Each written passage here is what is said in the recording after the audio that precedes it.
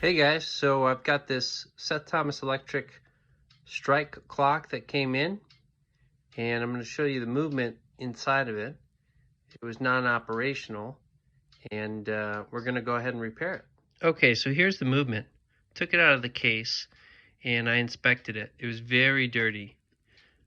I removed this from the case as well and cleaned it, and I found after cleaning that the movement itself, with an oiling, works just fine. However, this motor here, which normally sits here, I have it removed, was not working, and it wasn't causing these hammers to strike. So using my multimeter, I was able to discover that the power from the battery was not making it to the motor.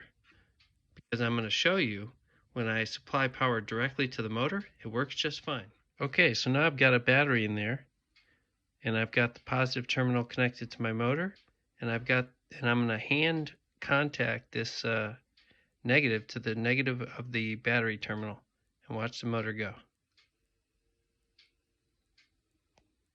See? So the motor works just fine. The problem is the circuit is not being closed on the negative side to supply power to this battery. So I'm going to use my multimeter to find out what the problem is.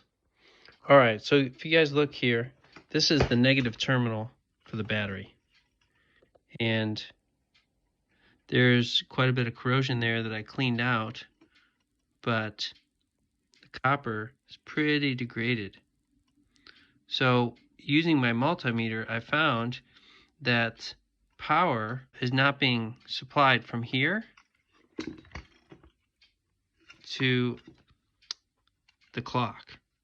That copper goes through the case and contacts the movement itself, which travels through the brass to this point over here, which will allow, when the strike contacts this point up here, it will drive, the motor will turn on and drive the strike mechanism of the clock. It's a little hard to see that now, but once I get it all assembled and repaired, you'll see what I'm talking about.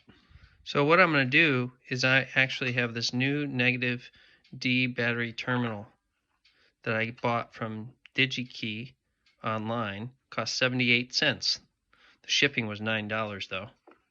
And I'm going to replace this terminal and get the power from the negative side of this battery to go to the copper where it's not corroded. I'm going to bypass essentially that section.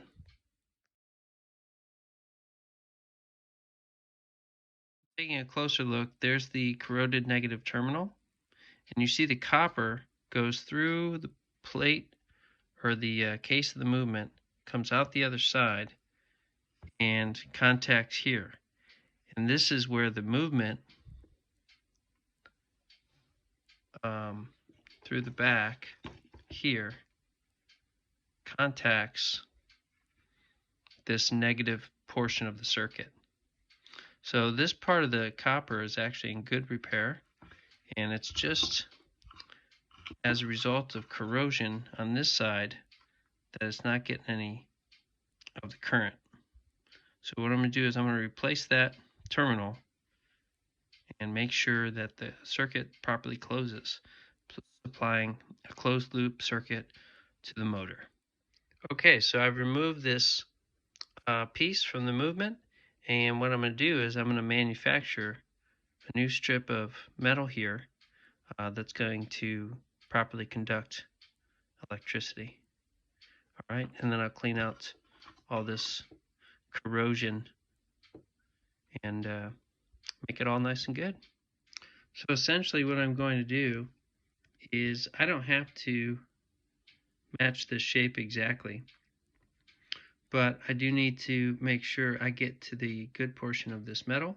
So I've just made this kind of L shape, and I'm going to solder those two pieces together, and I'm going to remove this corroded portion. Then I'm going to take my terminal, right, and attach it to that metal so that I have a continuous contact from the negative terminal all the way to this terminal, which contacts the movement. Okay, so it's probably not the most beautiful job you've ever seen, but I admit I am not a skilled electrician. However, I did get the negative battery terminal installed, and I got it soldered to the metal in the back there. I used a screw to add additional support to mount the terminal, and you see this metal goes through the movement case and contacts the terminal of the movement. Now I'm going to put a battery in and test the circuit to make sure my movement is charged with 1.5 volts. All right, so now I've got my battery in there installed, and what I'm going to do, I'm going to turn my voltmeter to read up to 20 volts because it's a 1.5 volt battery, and go around here. I'm going to touch positive terminal here, which contacts positive terminal of the battery, and then I'm going to contact the movement with the negative side. I should get 1.5 volts. There we go, 1.59.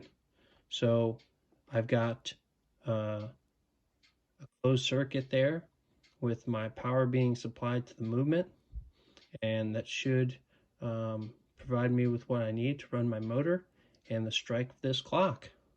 So although my job wasn't super beautiful looking, it works, and that's what's important. All right, guys, so I'll show you when it's done. Okay, guys, so I got my battery installed, and I installed the motor here, and I installed the piece that goes here that makes contact with this lift wire, so that when the rack goes down, it makes contact with the circuit and powers the hammers. So I'm going to go ahead and drop the rack and test her out.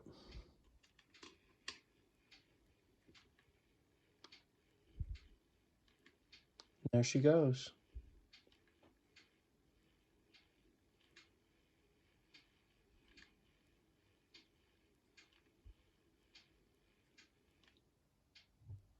All right, so thanks for watching.